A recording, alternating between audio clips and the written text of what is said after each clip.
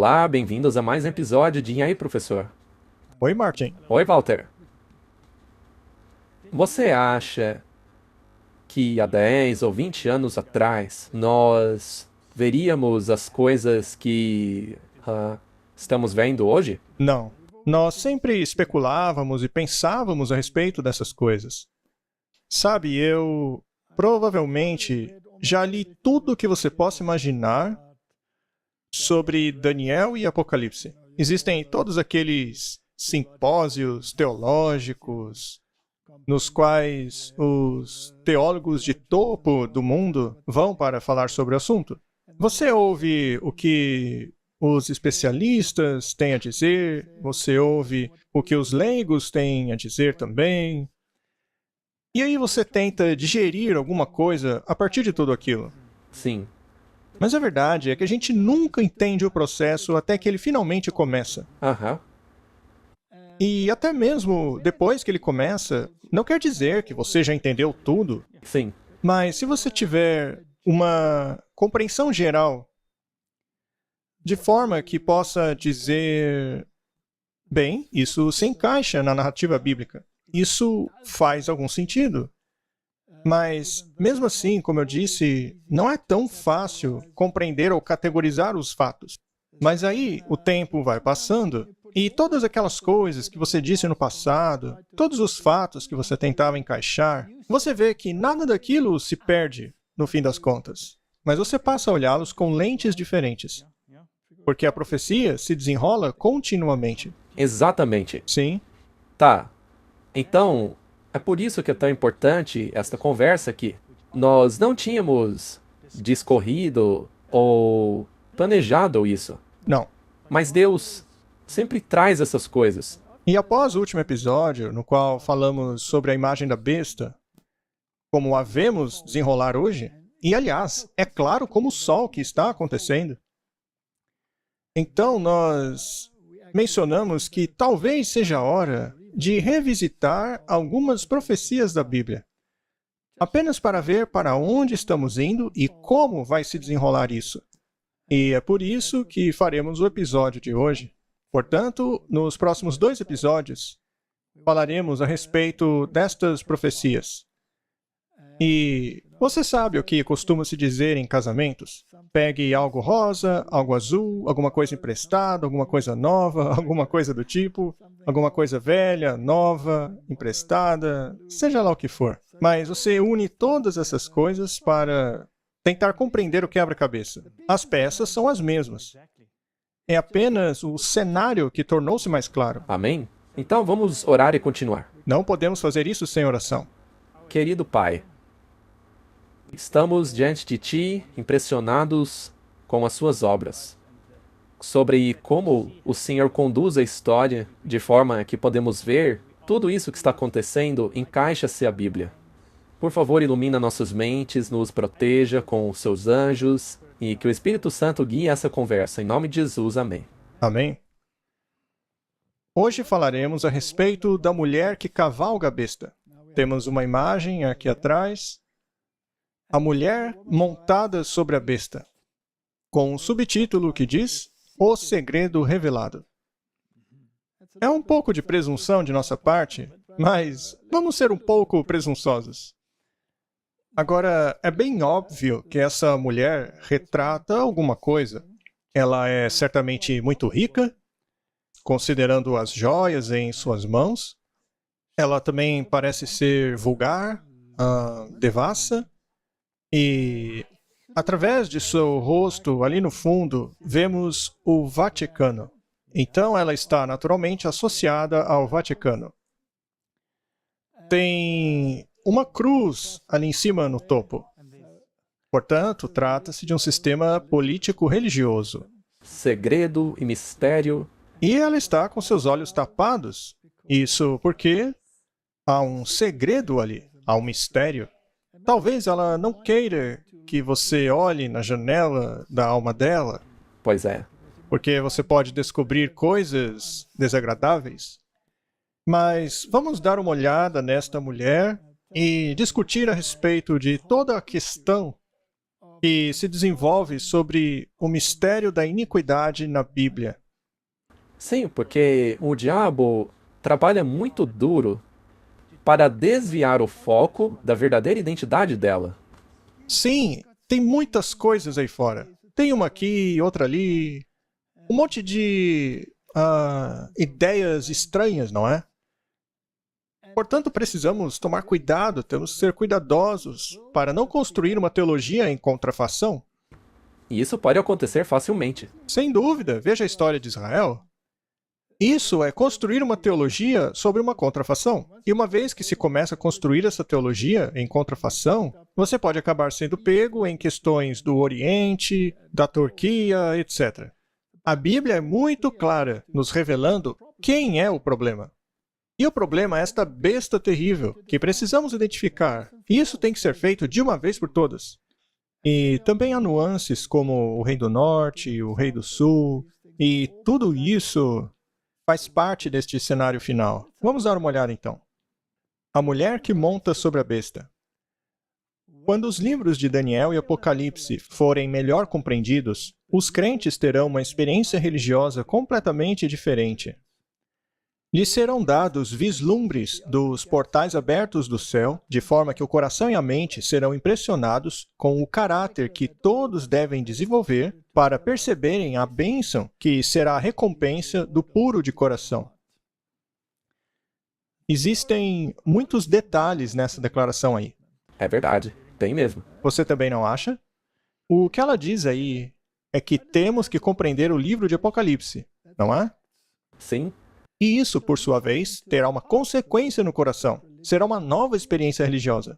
E ela, ao dizer aqui melhor compreendidos, devemos entender então que há uma progressão nessa compreensão. os eventos do livro vão sendo compreendidos. Sim. E se compreendermos esses livros e vermos o mistério da iniquidade e o compararmos ao mistério da divindade, então perceberemos que tipo de caráter devemos desenvolver para ir para o céu, que é muito contrastante com o caráter daqueles que não vão para o céu. Exato. Seremos impressionados com o tipo de caráter que devemos desenvolver. Então, a profecia, apesar de serem fatos se desenrolando, também causam um efeito no coração. Claro, sem dúvida. Elas mudam o coração para melhor. Se você entender, durante o seu estudo de profecias, que você está lidando ali com a palavra do Deus infalível, isso naturalmente vai te dar confiança naquela palavra. É a pura verdade. E eu já ouvi pessoas dizerem que nós não deveríamos utilizar a Bíblia ou os livros de Daniel e Apocalipse a fim de provar a história. Mas é exatamente o oposto. Exata. E por quê? Porque através disso você tem um entendimento melhor de como nós deveríamos estar nos relacionando com Deus para irmos para o céu. Correto? Então, com isso em mente, vamos começar. A besta de Apocalipse 17 e a mulher que a monta. Apocalipse 17, verso 1. E um dos 7 anjos que tinha as 7 taças aproximou-se e me disse: Venha, eu lhe mostrarei o julgamento da grande prostituta que está sentada sobre muitas águas, com quem os reis da terra se prostituíram. Os habitantes da terra se embriagaram com o vinho da sua prostituição. Bem, a descrição da besta não é necessariamente o que vemos aqui nessa imagem, mas é uma besta de 7 cabeças. E foi um dos 7 anjos que tinham as 7 taças que foi até João dizendo: Venha e eu lhe mostrarei algo. Sendo assim, aonde estamos no curso da história? Bem, isso daí deve ser logo antes das pragas começarem a cair.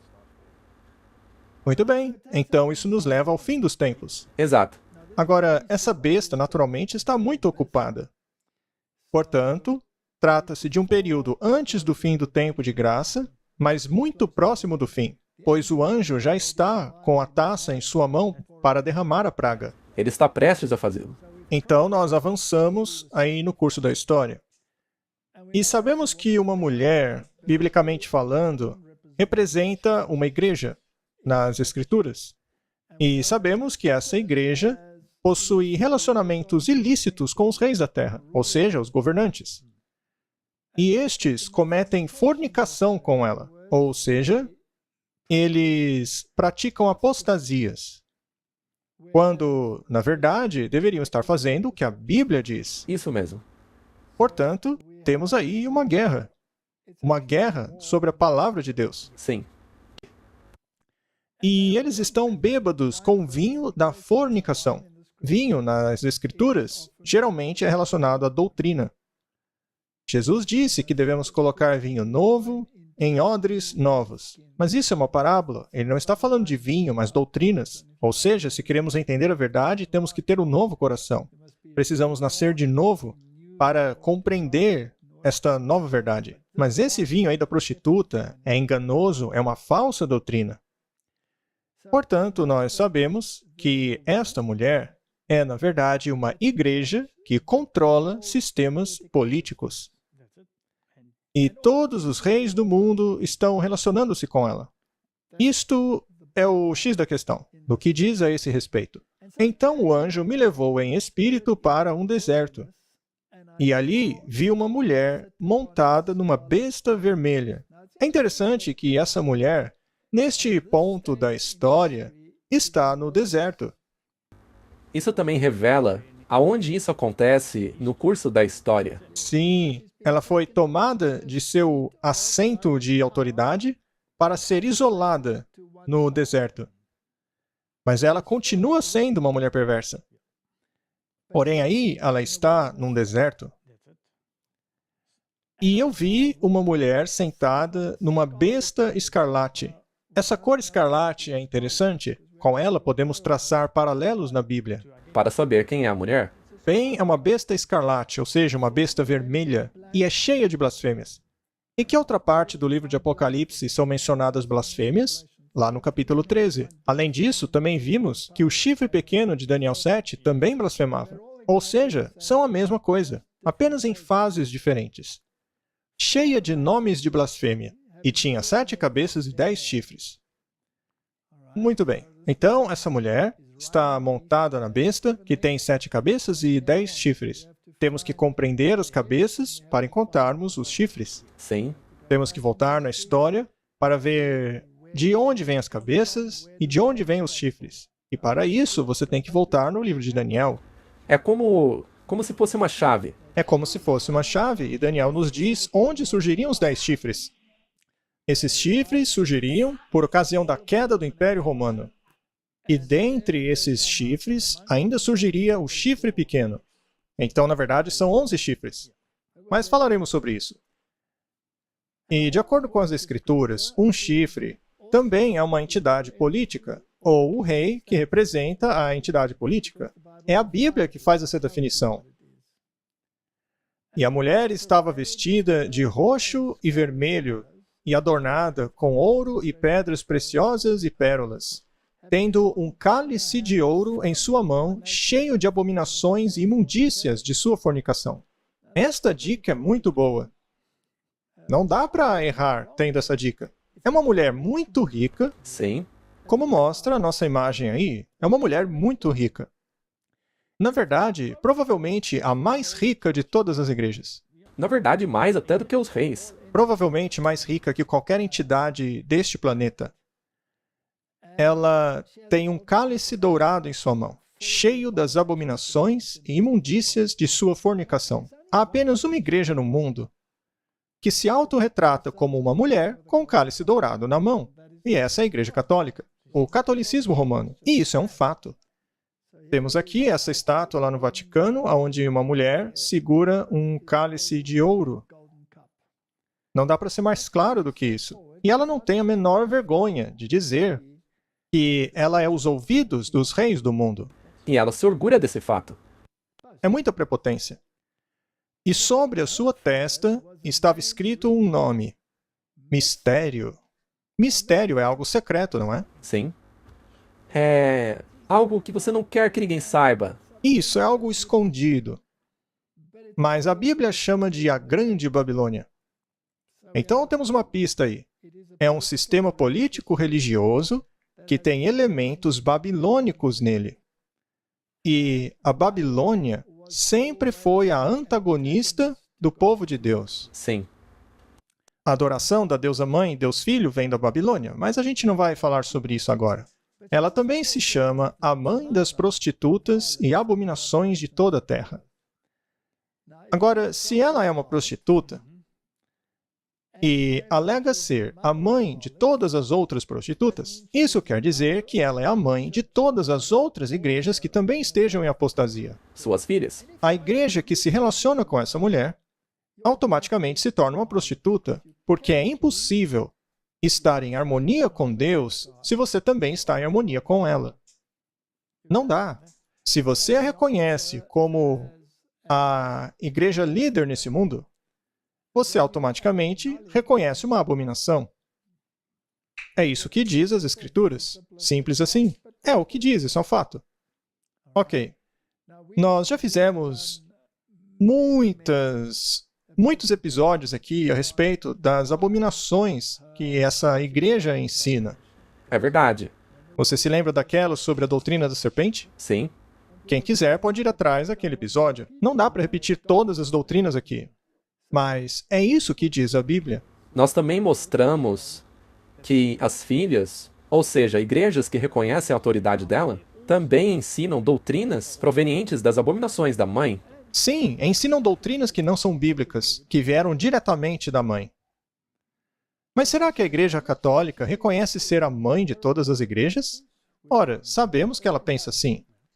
Temos aí mais uma estátua da mulher segurando o cálice em sua mão. E eles têm muito orgulho do fato dela estar segurando esse cálice na mão. Isso aí também é no Vaticano, ok? Sim, exatamente. Já nessa foto aqui, e aliás, esse lugar é a cabeça espiritual da Igreja Católica, e não é no Vaticano. O Vaticano seria mais o assento, o governo da besta. Mas aqui é mais a cabeça espiritual, a Catedral de São João Latrão, a partir da onde o Papa fala ex cathedra. Isso aí é quase como a igreja e o Estado. Sim. Tem a parte da igreja e depois a parte do trono, por assim dizer. Essa é a igreja de São João Latrão. Naturalmente, fica lá em Roma. E se você entra pelos portões, você verá ali duas placas, ali onde estou indicando com o ponteiro do mouse. Nessas placas, podemos ver a declaração de que ela é esta entidade eclesiástica, Ecclesiarum Mater. Ou seja, em outras palavras, ela reconhece ser a mãe de todas as igrejas. E o próprio Papa Bento disse que a Igreja Católica não é a irmã. Não, não. A Igreja Católica é a mãe. E as outras igrejas são As filhas. filhas, não irmãs. São filhas. Portanto, é extremamente claro com quem estamos lidando ali na profecia. Muito bem. Bestas de 7 cabeças aparecem apenas 3 vezes na Bíblia. Com relação às outras menções, tratam-se de compósitos que somam até 7, mas uma descrição de besta de 7 cabeças aparece 3 vezes. Vamos dar uma olhada nessas descrições. Apocalipse 12, verso 3. E apareceu outra coisa impressionante no céu. Eu vi um grande dragão vermelho. Qual é a cor do dragão, Martin? Vermelho. Vermelho, não é? Tendo 7 cabeças e 10 chifres e 7 coroas sobre essas cabeças. Veja que essas coroas estão sobre as cabeças, não os chifres. Ok.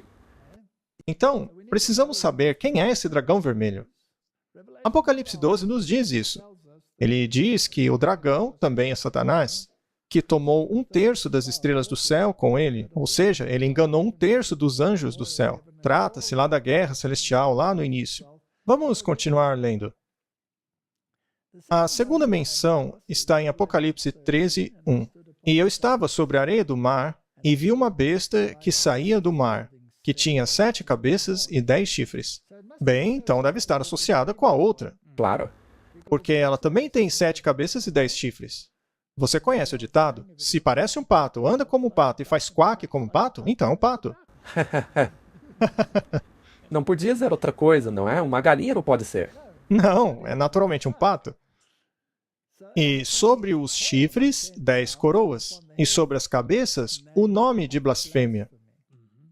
Muito bem, então o que aconteceu aqui? As coroas foram das cabeças para os chifres. Nós já vamos falar mais sobre isso. Provavelmente houve alguma progressão, não é? Porque houve uma mudança. E, naturalmente, a terceira achamos em Apocalipse 17. Então ele me levou em espírito para o deserto. E vi uma mulher sentada sobre uma besta vermelha, assim como o dragão vermelho. E essa besta era cheia de nomes de blasfêmia. E tinha 7 cabeças e 10 chifres.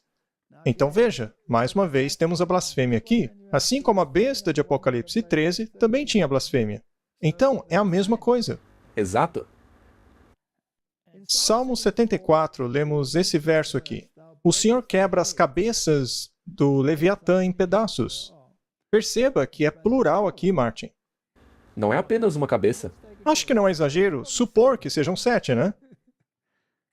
O Senhor quebra as cabeças do Leviatã em pedaços e o dá como carne às pessoas que habitam no deserto. Ou seja, Deus vai destruir esse sistema. É isso aí, Martin. Esse sistema vai ser destruído.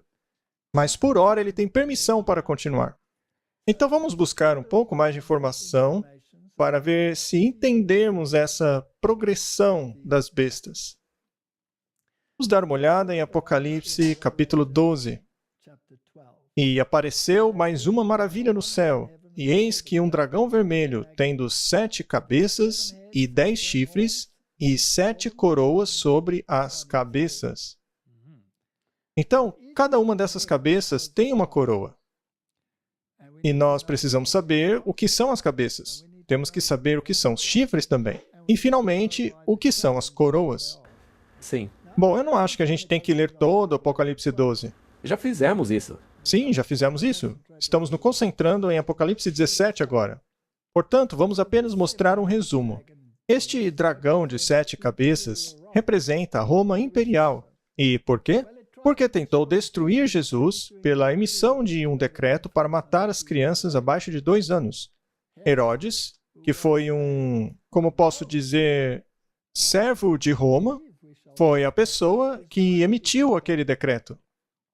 Esse poder crucificou Jesus e perseguiu a sua igreja sob Pôncio Pilatos. Então, foi uma questão romana.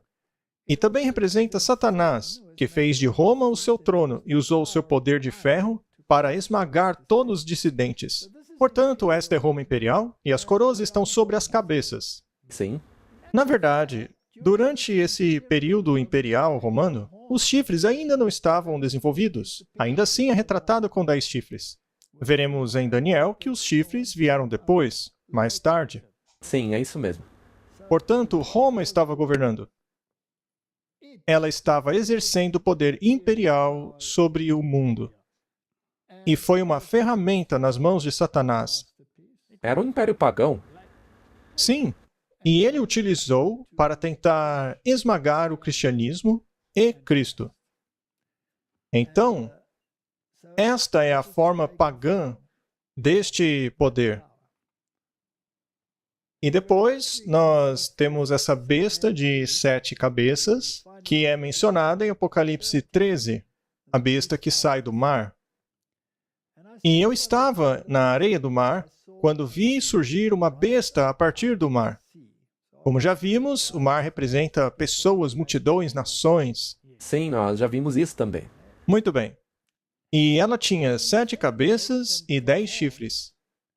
É muito semelhante, portanto, àquela que vimos em Apocalipse capítulo 12. E isso é muito interessante, porque as coroas foram das cabeças para os chifres. E sobre a sua cabeça havia nomes de blasfêmia. Isso é muito interessante, porque, de acordo com Daniel capítulo 7, a primeira besta que surge é Babilônia. Babilônia foi conquistada pela Medo-Pérsia, e o símbolo utilizado para Babilônia é o leão. A Medo-Pérsia conquista a Babilônia. O símbolo da Medo-Pérsia é o urso. A Medo-Pérsia é conquistada pela Grécia, e o símbolo desta é o leopardo de 4 cabeças. E finalmente vem o monstro terrível. E dele surgem 10 chifres. E aí no livro de Daniel, nos é dito que os 10 chifres são 10 reis que surgiriam a partir deste reino. Porém, 3 se opõem a outro poder, que é o poder do chifre pequeno, Sim, que começa a crescer. correto? Então, de acordo com as Escrituras, 3 deles tinham que ser arrancados, para que finalmente o chifre pequeno crescesse, para então dominar sobre todos os outros, ou seja, governando sobre os outros reis. E é um chifre blasfemo? Sim, é um poder blasfemo. Então, esse poder é a Roma papal. Então, temos a mudança da Roma literal para a Roma papal. Então temos Roma pagã e Roma papal. Isso. E, portanto, há uma mudança no poder que governa. Sim. Então, as coroas, o governo estava sobre as cabeças. Ele controlava esses reinos. Mas agora está nos chifres. Então, é Roma governando os poderes da Europa. Roma papal. Roma papal. E lembre-se que ele tinha que arrancar 3 chifres. Aham. Martin, se você calcular um pouquinho, se tinha 10 chifres e 3 foram arrancados, quantos sobraram? 7? 7. Então havia 7 chifres. Mas aí surgiu um chifre pequeno que tornou-se preeminente. Sim. Ele ficou poderoso. Ele os dominou, basicamente. E quantos chifres no total? 8? Qual seria então o número daquele pequeno chifre? 8. O número atrelado àquele chifre pequeno é 8, não é? 8. Correto? Muito bem. E a besta que vi era como um leopardo, e seus pés eram como os pés de um urso, e sua boca como a boca de um leão. O dragão deu a ele o seu poder, seu trono e grande autoridade. O dragão estava lá em Apocalipse 12. Ele representa o diabo, mas também representa Roma pagã. Será que a Roma pagã, historicamente, deu a sua autoridade e o seu trono de poder ao Papa? Sim. Sim. 100%. E, no fim das contas, o Papa se tornou o líder. Então, de acordo com os decretos dos imperadores romanos, desde Justiniano até Constantino, esse poder que Roma possuía dentro da esfera política e que foi dado ao papado. E o papado começou a governar como poder supremo, uma vez que a oposição oferecida por essas 3 nações europeias foi eliminada. Sim. Os Érulos, os Ostrogodos e os Vândalos foram eliminados. Os últimos foram os Ostrogodos. E então ele tomou a cadeira papal e tornou-se poderosíssimo rapidamente. Isso foi no ano 538 depois de Cristo, que foi o começo dos 1260 anos em que ele governou a Europa com punho de ferro. Sim. A coroa estava sobre os chifres. Ele governou sobre todos os poderes europeus. Ele governou como o 8º chifre.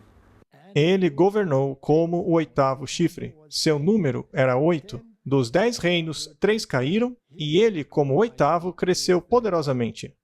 E essa parte também nos diz aonde estamos no curso da história. Isso, temos aí uma progressão, não é? E sabe o que é interessante, Martin? É que todos os outros que foram conquistados por poder militar. A Babilônia foi conquistada pelos Medo-Persas, os Medo-Persas conquistados pelos gregos, os gregos conquistados pelos romanos. Mas depois disso, não há mais conquista, não há mais guerra, não há mais tomada de poder. Há uma mudança de ênfase. É só isso agora. Portanto, desde que Roma tomou o poder, ela continua reinando. Mas ela continua reinando em formas diferentes. Sim, o seu formato muda. Sim. Vamos tentar explicar novamente. Sabemos que há uma progressão no tempo, porque os 10 chifres não tinham sido estabelecidos no tempo de Roma pagã. Depois eles se tornaram proeminentes, as coroas foram para os chifres e o Papa governou sobre todos. E outra coisa interessante sobre isso, Martin, é que se você for ao livro de Daniel, você começa com a Babilônia. Aí vai para a Medo-Pérsia, depois Grécia, e quando você vai para Roma, você chega então a Roma papal.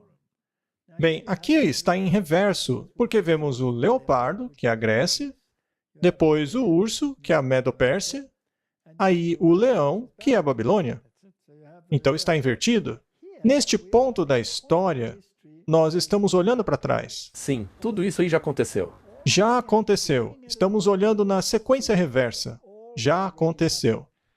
Então, nós temos certeza de que não estamos lidando com criaturas diferentes. Estamos lidando com uma sequência no tempo.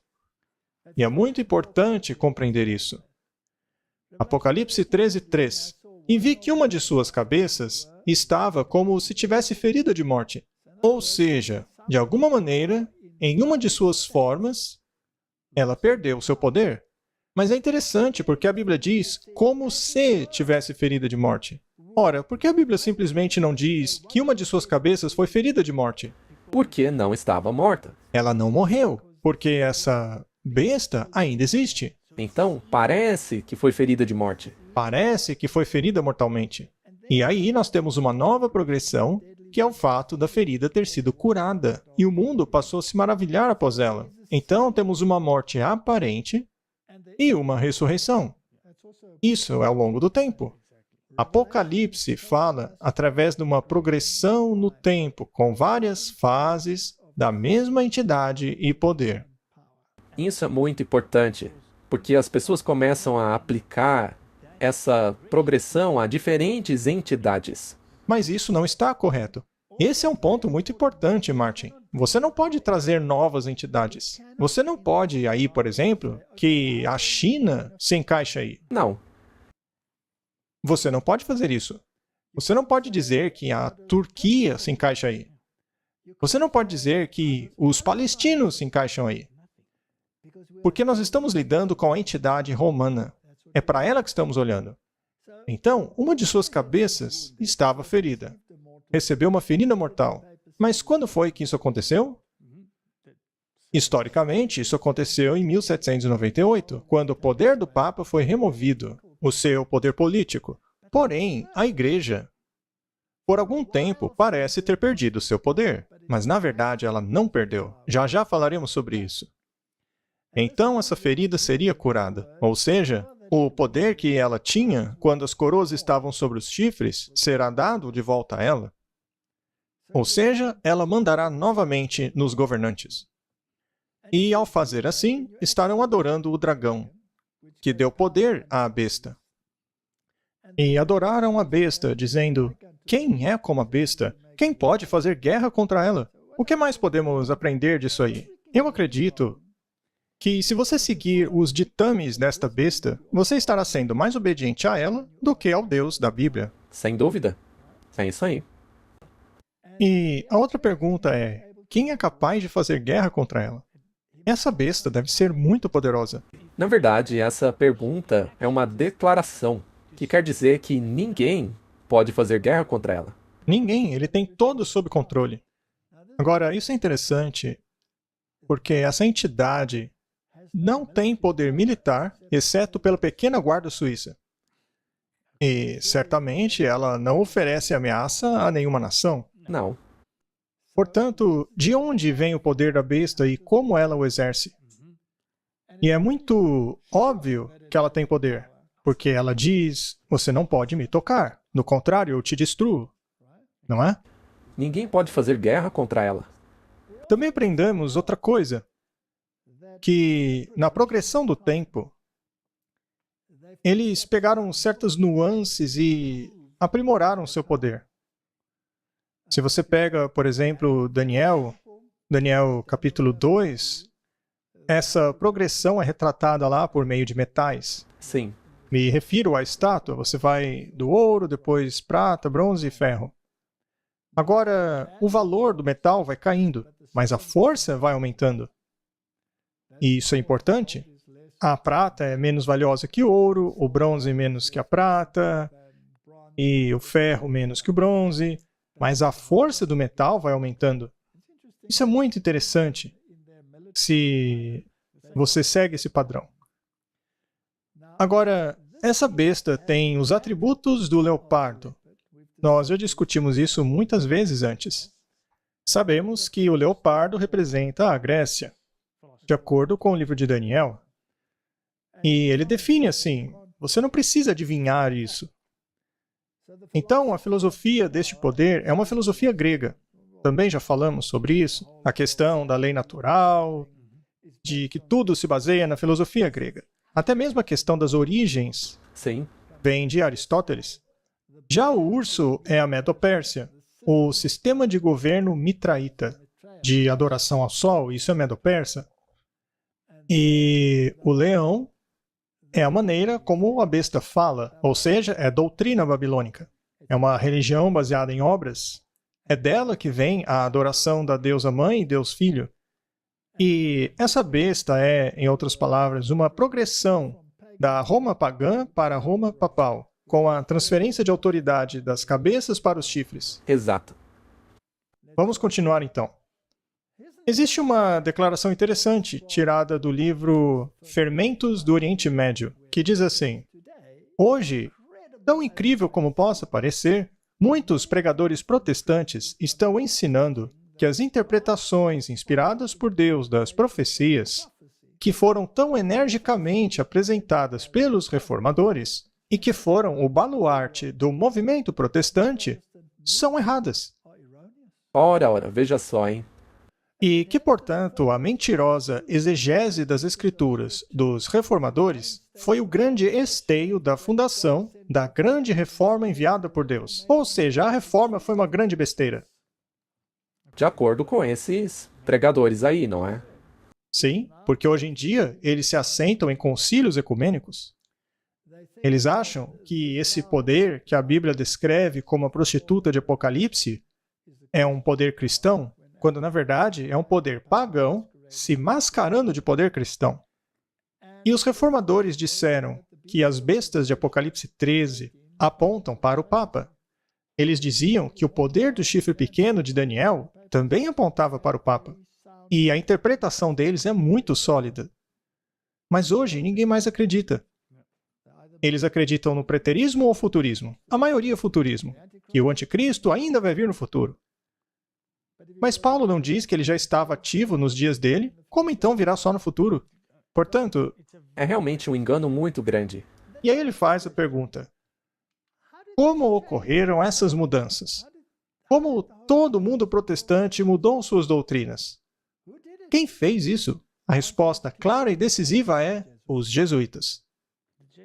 Tudo gira em torno disso, Martin. Os jesuítas. Então, os jesuítas têm trabalhado arduamente por baixo dos panos para minar os princípios protestantes, as doutrinas bíblicas, a justificação pela fé e cada aspecto da expiação.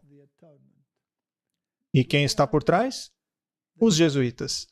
Esta é a organização mais perversa que já existiu na face da Terra. E eles fazem juramento ao papado.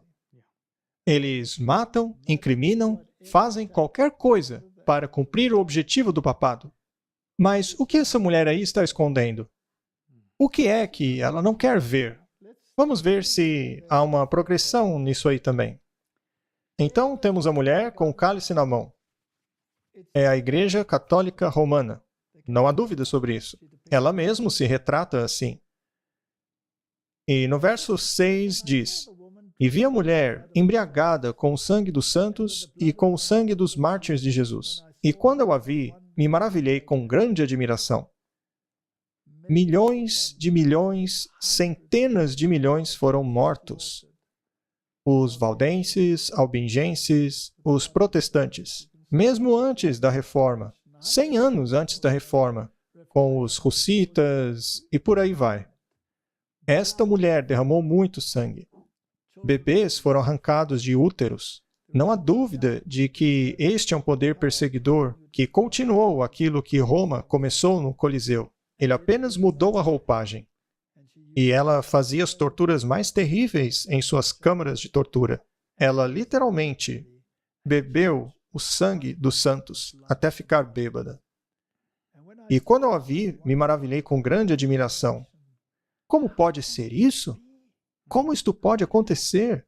Porque a maneira pela qual ela se retrata parece tão boa. Parece boa. E o anjo me disse, por que você se maravilha? Eu te explicarei o mistério da mulher. Então veja, tem um mistério aí. Assim como a da besta que a carrega, que tem 7 cabeças e 10 chifres. A besta que você viu já foi. Ou seja, apontou de volta para o tempo. Apontou de volta para Apocalipse capítulo 13. E se você quiser ir ainda mais adiante, aponta para Apocalipse capítulo 12. Então a besta era, mas não é. Então, neste ponto, quando a profecia aconteceu, quando o anjo estava prestes a derramar a taça, historicamente falando, ela está num estado de não ser. Mas então surgirá do abismo profundo e irá até a perdição. E aqueles que habitam na terra se maravilharão. Aqueles cujos nomes não foram escritos no livro da vida da fundação do mundo, quando contemplarem a besta que era, que não é, mas que ainda assim é. É uma charada isso aí, não é? Com certeza. É uma bela charada. Vamos decifrar isso aí. Essa besta já foi um poder político. O interessante é que essa besta não tem coroas. Não. Não há coroas na besta de Apocalipse 17. Em Apocalipse 12 estava nas cabeças. No capítulo 13 estava nos chifres. E agora já não tem mais coroas. Porque ela não está governando. Vamos colocar de uma maneira diferente, Martin. Parece que ela não está reinando. Exato, isso é parte do mistério. Mas naturalmente ela está governando, porque ela monta a besta. Quem controla as nações quando se cavalga a besta? A pessoa que está montada nela. Exatamente. Aqui está ela governando. Agora, quantas cabeças ela tem?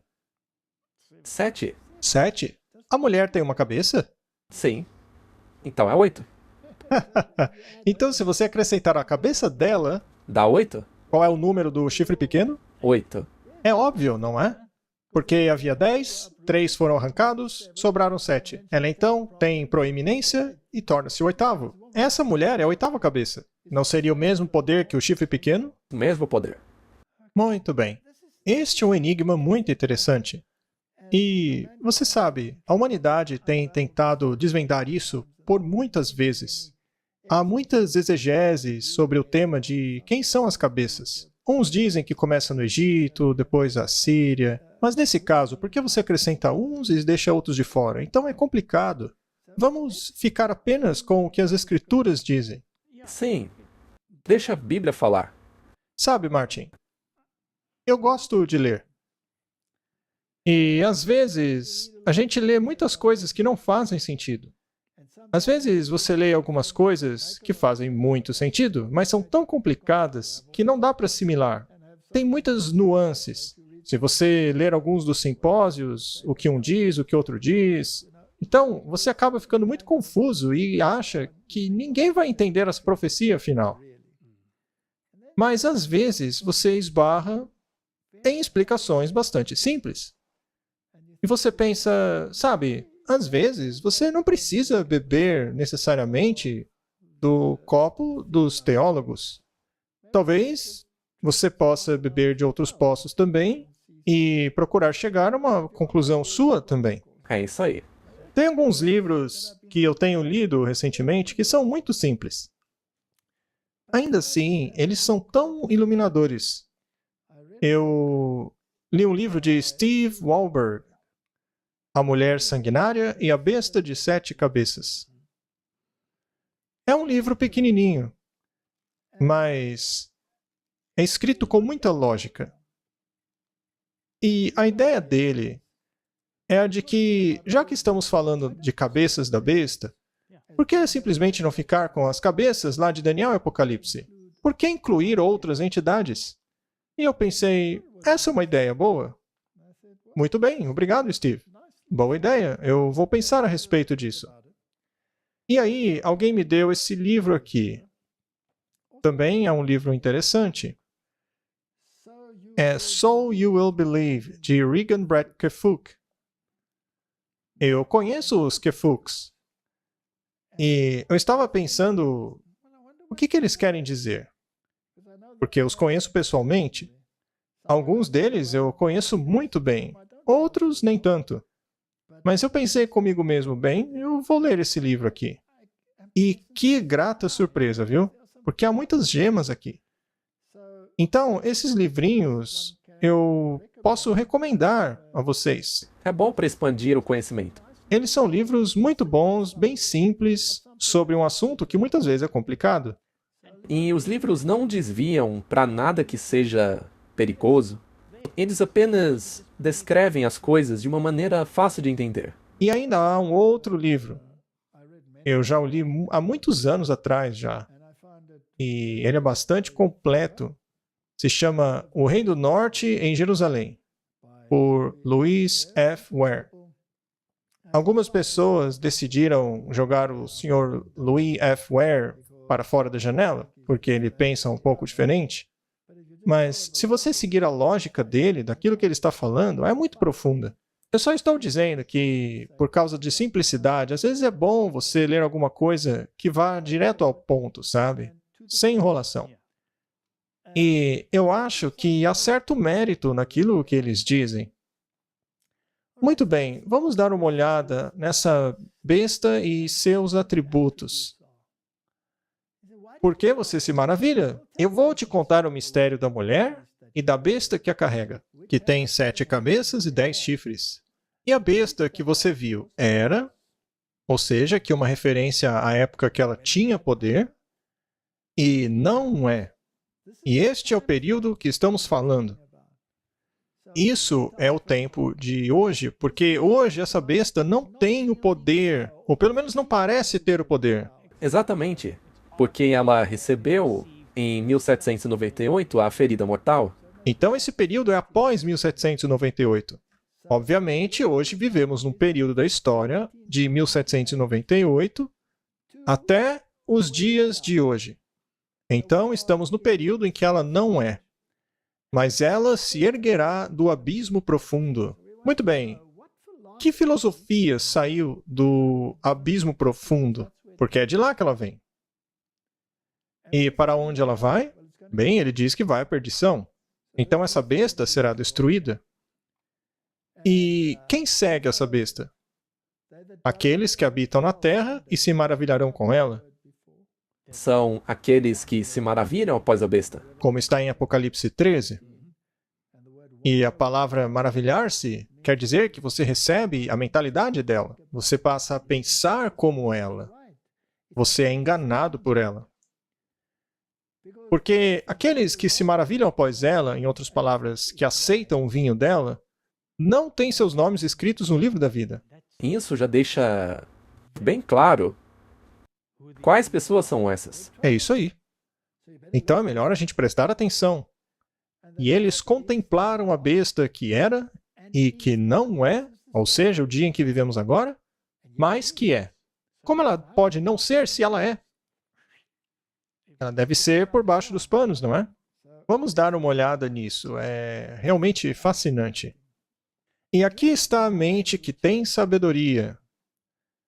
Daniel diz que nenhum dos perversos vai entender isso, mas que os sábios entenderão. E os sábios têm os seus nomes no livro da vida, não como os outros.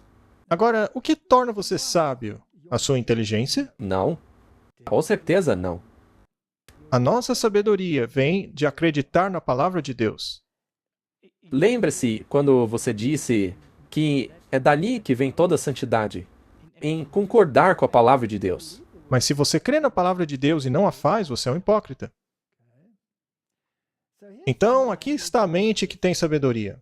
As 7 cabeças são 7 montanhas. Bem, essa é uma descrição bem clara, não é? Sim, com certeza. Não há muito que se discutir. Quando a Bíblia, em Daniel, diz que existem 10 chifres, e que esses 10 chifres são 10 reis que surgiriam, ou 10 reinos, A Bíblia dá as duas definições, então é isso que eles são.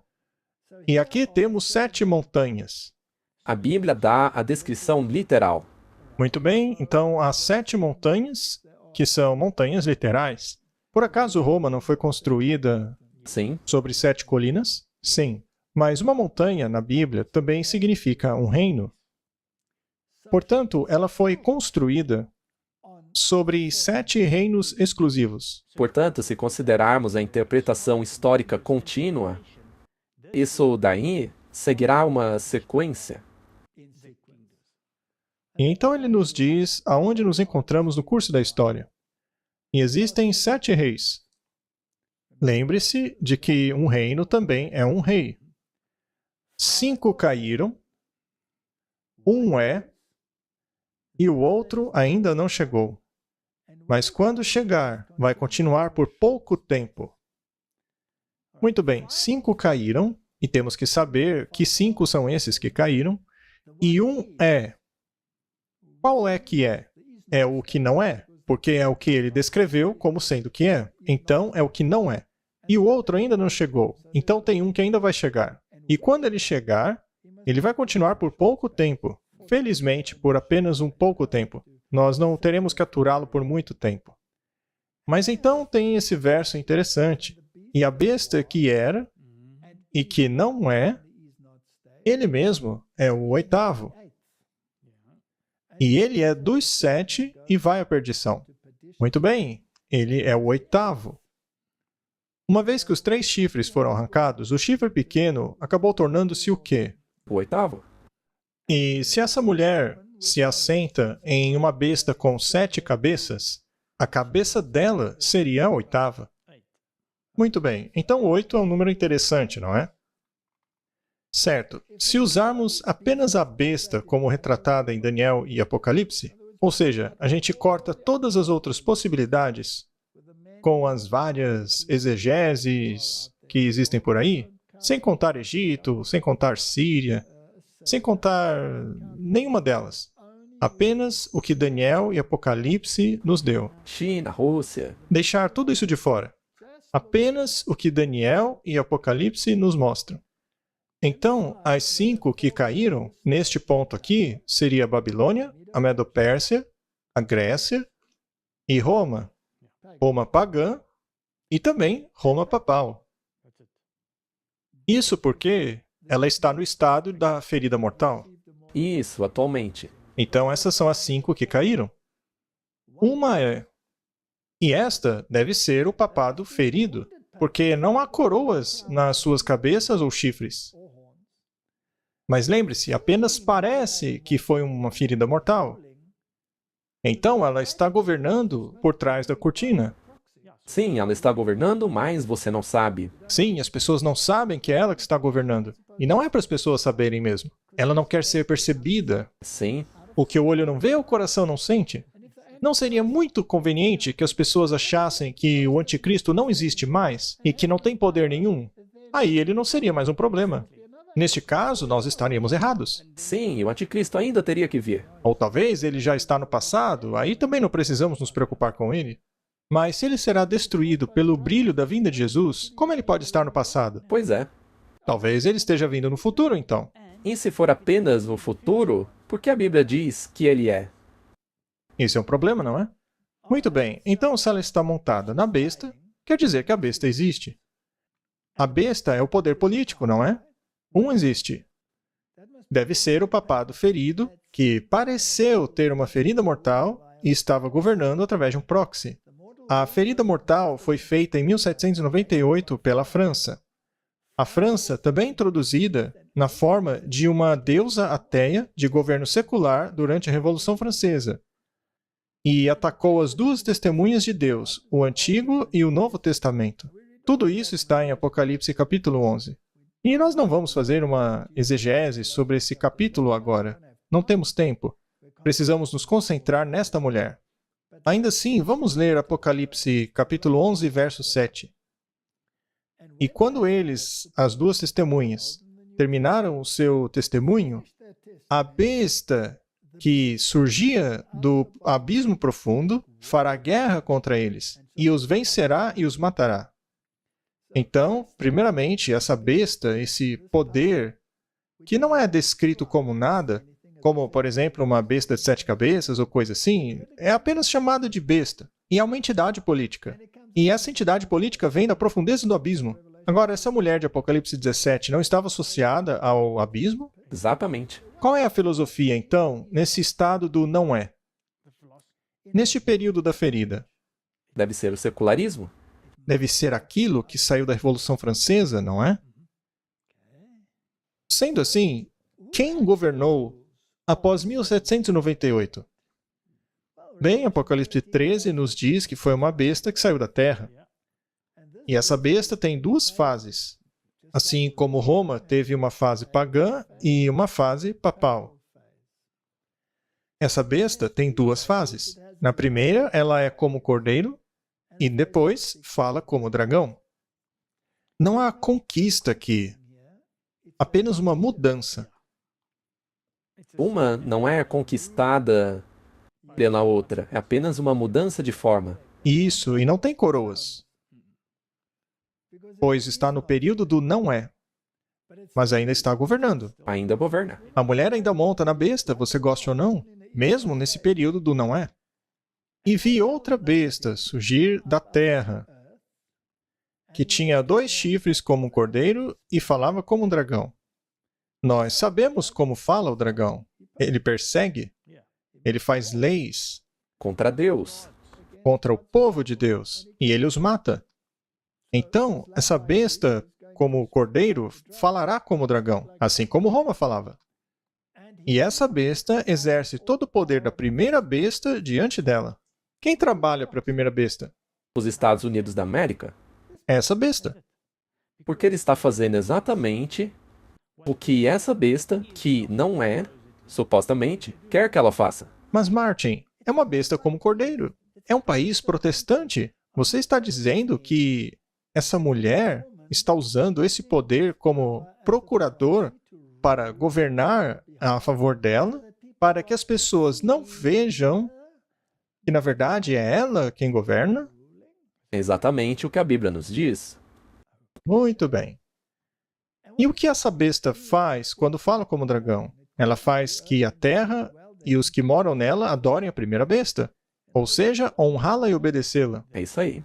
Mas ela tem que forçar. E como se força alguém? Pela lei. Continuando. De quem a ferida mortal foi curada. Então vemos uma progressão. Até que essa ferida mortal seja curada, esta besta trabalhará em favor da outra besta. É isso aí. E você começará a vê-la falando como dragão conforme ela se aproxima da cura. Veremos a transição do período do cordeiro para o período do dragão. Mas se ela trabalha em favor da outra, o espírito do dragão deve estar escondido lá esse tempo todo? Sim, desde o início. Muito bem. Mas como? Como você governa sem ser visto? Cortina de fumaça? Cortina de fumaça, muito bem. Sociedades secretas e confederações.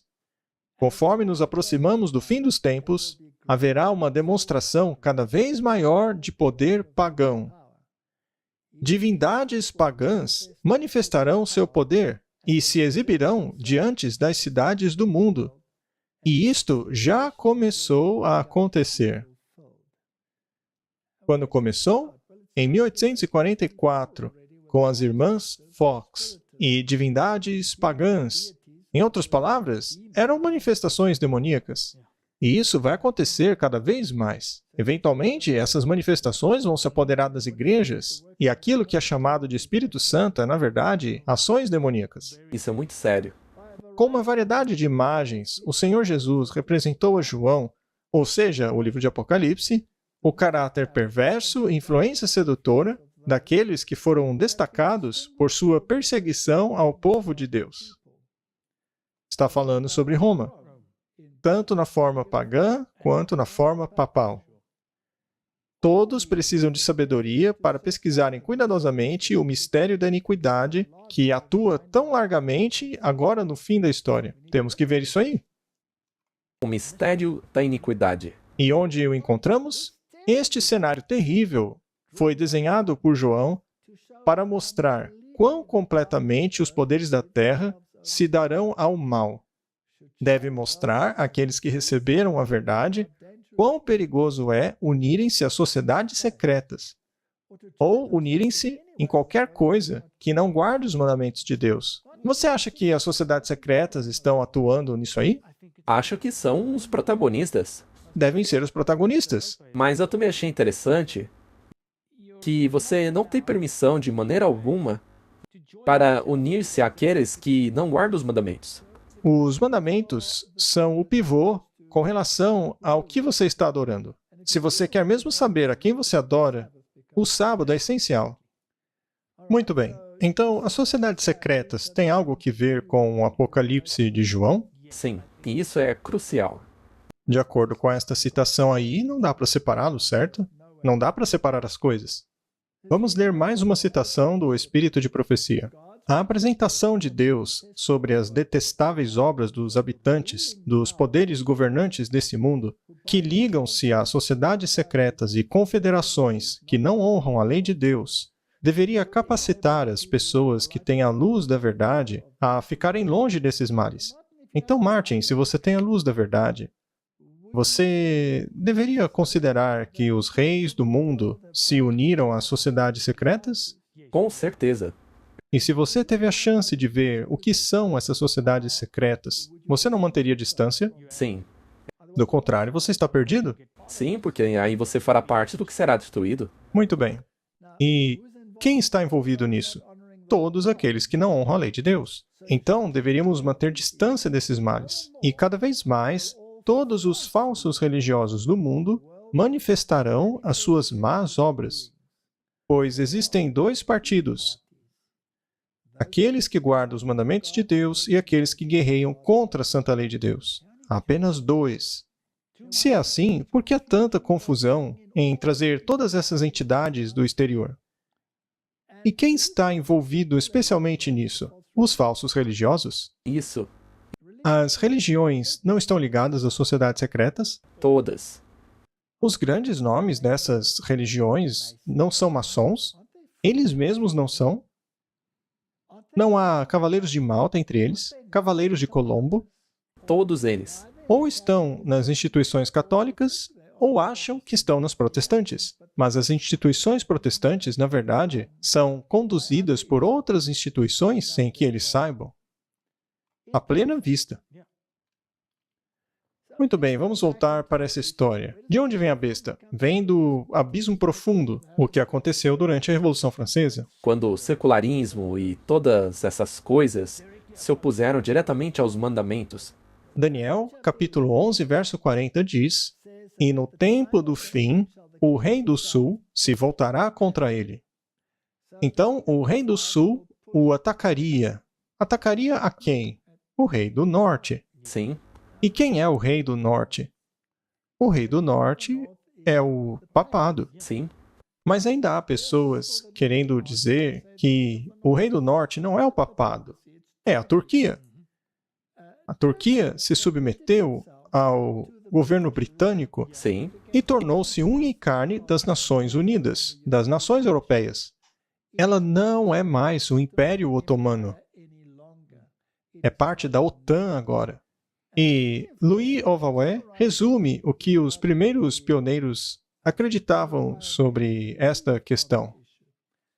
Alguns não acreditavam nele, mas você não pode desacreditar aquilo que as escrituras ensinam, que era o que os pioneiros ensinavam. Então, se você menciona algo de um pioneiro, você não pode descreditá-lo. Você tem que consultar o que ele disse.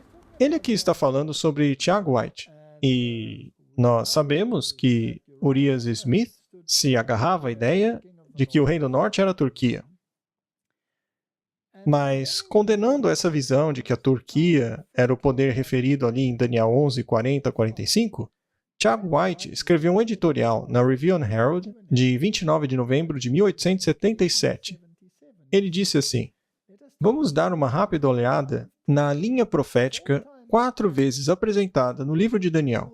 É reconhecido que o mesmo tema é abordado nos capítulos 2, 7, 8 e 11.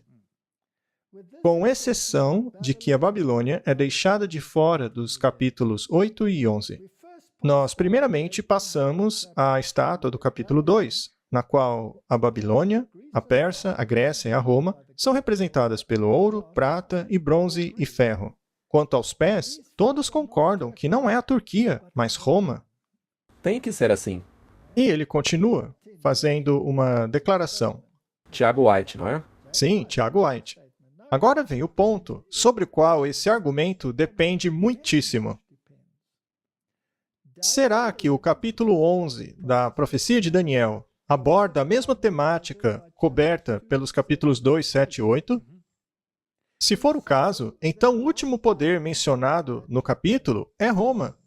Se você mostra continuamente a sequência daqueles reinos exibida naqueles capítulos, não dá para mudar tudo de repente. E ele continua a dizer que se as pernas de ferro e os pés de ferro e barro, no segundo capítulo, representam Roma, e que se os 10 chifres da besta, que não tem descrição, e o chifre pequeno do 7º capítulo representam Roma, e se o chifre pequeno, que prosperou grandemente no 8º capítulo, representa Roma, logo o rei do norte também representa Roma. Estas são profecias paralelas, meus irmãos, que chegam até o evento da vinda do nosso Senhor. Bem, se foi isso o que Tiago White escreveu, e eu acredito que ele foi bem lógico aqui, então vamos nos agarrar ao que Apocalipse nos diz, ao invés de ficarmos pulando para a Turquia, para a China, para a Rússia, para o Irã, ou seja lá o que for. A Bíblia está se atendo aos poderes da Europa. É sobre isso que trata a profecia. Vamos ficar com isso aí. Eu concordo.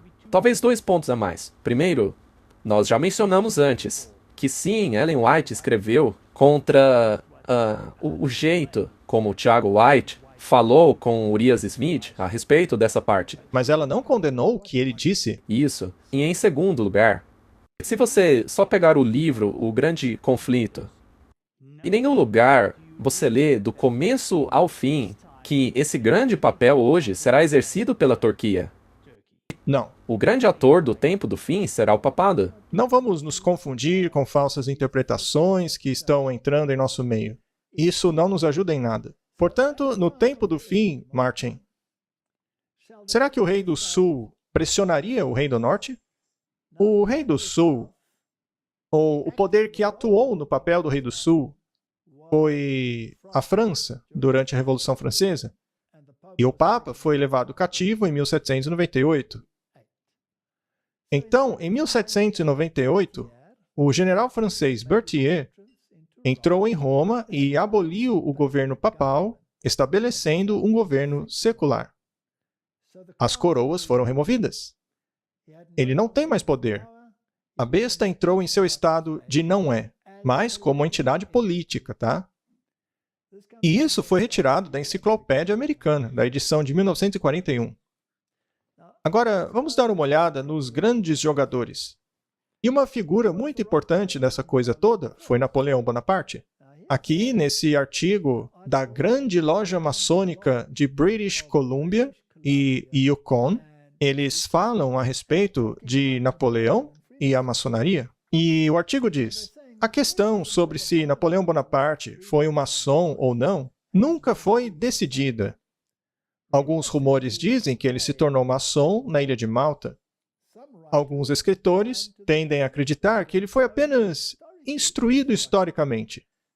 A única coisa certa é que ele aprovava essa instituição e astutamente a tornou subserviente de seus próprios propósitos. E ali do lado tem uma nota muito interessante. Napoleão e a Revolução Francesa. A evidência em favor de uma iniciação maçônica anterior à ascensão de Napoleão ao título imperial é muito forte.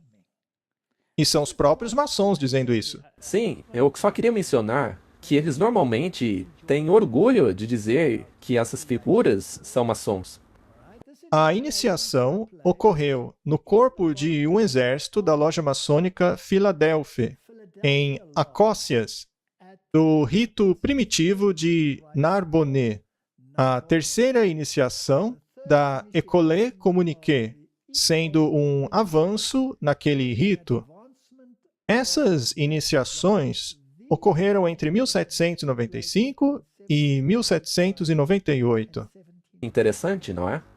Portanto, a julgar pelo que a própria maçonaria diz, será que Napoleão tornou-se maçom? Com certeza. Muito bem, vamos continuar nossa pequena saga histórica. Vamos continuar com as afirmações da Grande Loja Maçônica. 15 de agosto de 1769 a 5 de maio de 1821. Nascido na Córcega, Napoleão Bonaparte foi treinado nas escolas militares de Paris. Ele foi promovido a general depois do cerco de Toulon em 1793. Ele liderou as tropas na maior parte da Europa e, em 1798, no Egito. Voltando para a França, ele foi nomeado primeiro cônsul depois da Revolução. Ele conquistou o Egito em 1798. Ele não se tornou o rei do Egito? Sim. Quando o Apocalipse diz que esse lugar é espiritualmente chamado de Egito, não é num sentido literal e figurativo? E quando diz Sodoma, quer dizer licencioso? A França não era licenciosa? Muito. E não estava associada ao Egito? Sim. Muito bem. Napoleão fundou o Banco da França, reformou o sistema de impostos, restaurou a igreja, aprimorou o sistema educacional. Veja que ele restaurou até mesmo a igreja. A mulher da besta não estava bem? É isso aí. E ela continua montada na besta, que representa os poderes políticos, só que ninguém sabe que ela continua no poder. Superficialmente ela perdeu o poder, mas ela nunca foi retirada de cima da besta. E Napoleão mudou todo o sistema de governo, não foi? Ele melhorou o sistema educacional e, em 1804, assumiu o título hereditário de Imperador da França. No ano seguinte, ele entrou em guerra com a Rússia, Áustria e Inglaterra. Em abril de 1814, ele foi forçado a abdicar e acabou exilado em Elba. Ele tentou reconquistar seu império em 1815, mas foi derrotado na Batalha de Waterloo. Banido para a ilha de Santa Helena, ele finalmente morreu 6 anos depois. Muito bem, ele foi removido da história, mas cumpriu seu papel. Cumpriu a missão dele. Ele mudou todo o sistema de governo da Europa inteira. Certo? Revolução Francesa. As ideias da Revolução Francesa. Então ele fez um papel muito importante no sentido de tirar as coroas dos 10 chifres. Muito bem, isso mesmo. Ele removeu as coroas dos chifres. Mas a mulher continua em cima da besta, apesar de aparentemente não ter poder. Muito bem, mas se ele era um maçom, será que não existe mais evidências disso? Vejamos outra fonte bem interessante aqui. O curioso é que Napoleão Bonaparte nomeou seus irmãos a cargos maçônicos. Louis foi nomeado vice-grão-mestre em 1805, Jerônimo foi feito grão-mestre da Westfália do Grande Oriente, o mais velho, Joseph, foi feito maçom na Tuileries em abril de 1805 e nomeado grão-mestre do Grande Oriente da França. E Lucien foi um membro do Grande Oriente da França. Todos os seus irmãos tornaram-se grandes maçons. Será que o próprio Napoleão não era maçom? Ora, se Napoleão conseguiu colocá-los nesses altos cargos, é porque ele mesmo fazia parte. É claro que ele fazia parte. E tem mais um negocinho interessante aqui. Isso foi tirado da Sociedade Napoleônica Internacional. Napoleão foi o primeiro líder da Europa a conceder liberdade, igualdade e fraternidade a todas as religiões. Então, quando este poder, Roma, governou, quando as coroas estavam nos chifres, qual religião tinha preeminência? Bem, o suposto cristianismo. Papal. Cristianismo papal. Mas em 1798, houve tantas guerras que o protestantismo acabou tendo lugar de destaque. E pareceu assim que o poder papal já era. Sim. E em muitos lugares, parecia que o Papa não tinha mais poder nenhum. Ele já era irrelevante. Mas como retomar esse poder? Bem, e se ele continuasse a governar a partir do abismo profundo? Exato. Por meio da filosofia do abismo profundo, sem que ninguém soubesse. É uma estratégia brilhante.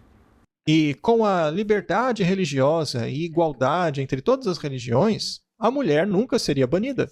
E foi exatamente o que aconteceu. A melhor maneira de fazer uma religião voltar à preeminência é pregar a igualdade religiosa para que aquela religião que foi excluída possa ser resgatada e aceita de novo. Muito bem. Liberdade, igualdade, fraternidade para todos. Neste desenho daquele período, Napoleão está concedendo liberdade aos judeus. É isso que podemos ver aqui na imagem. O tio de Napoleão, o cardeal Fesch, também acabou se envolvendo.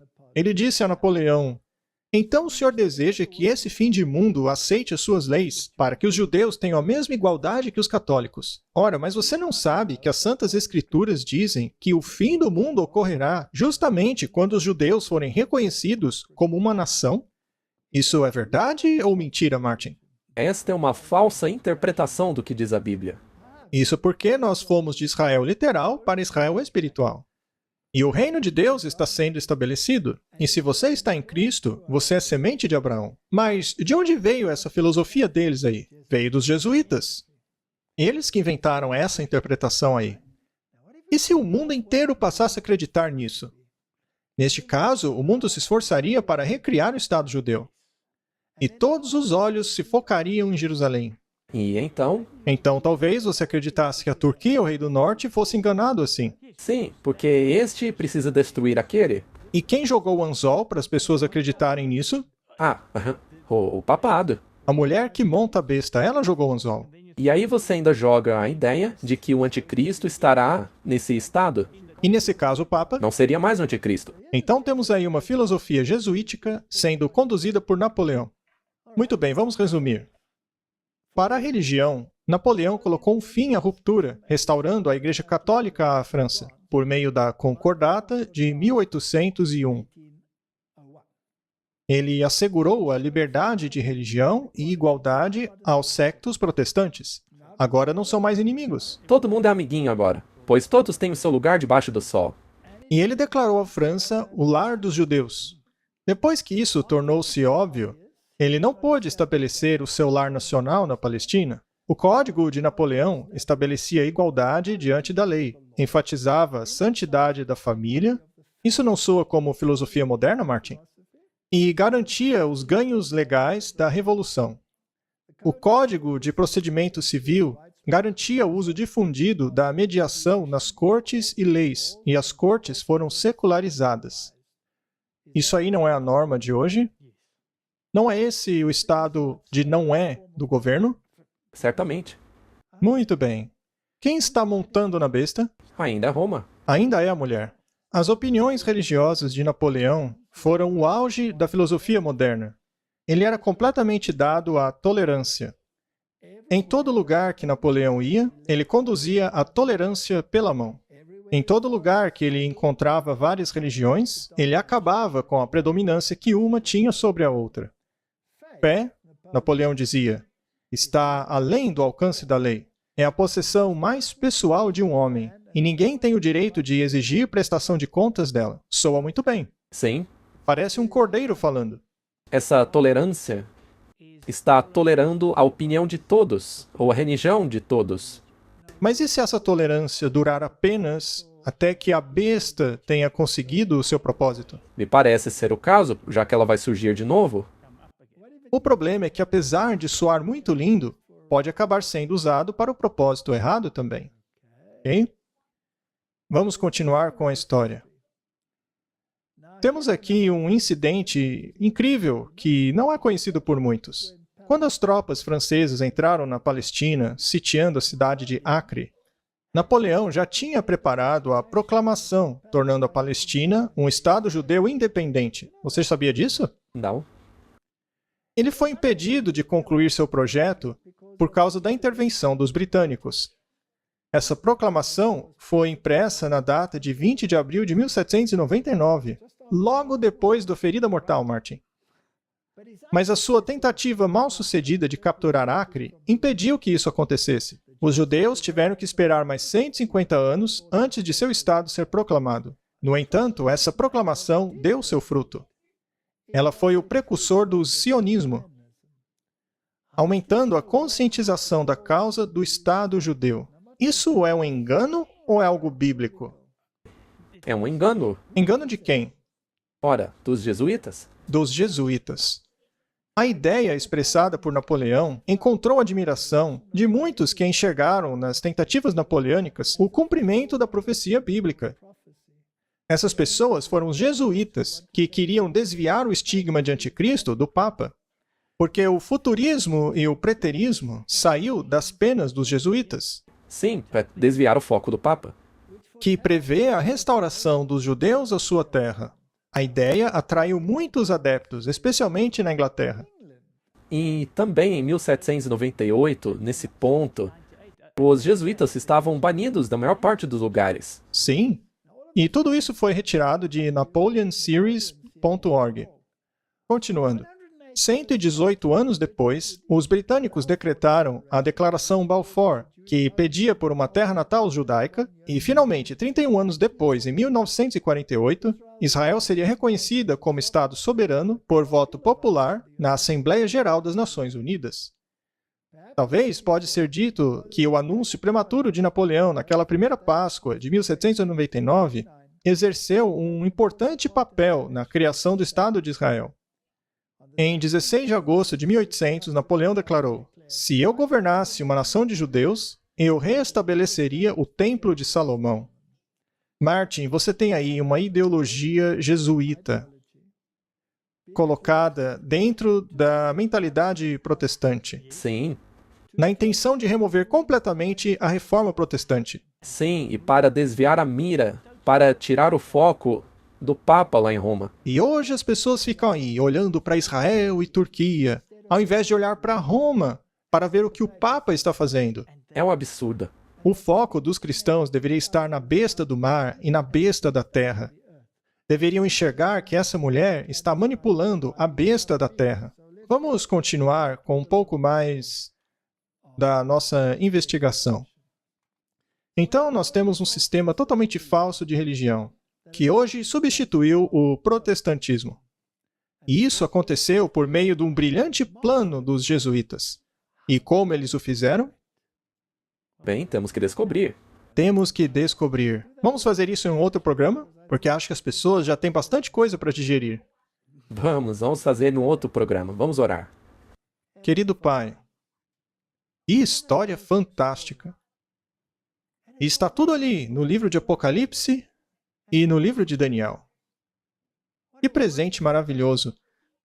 Ajuda-nos a fazer aquilo que é certo, em nome de Jesus. Amém. Amém.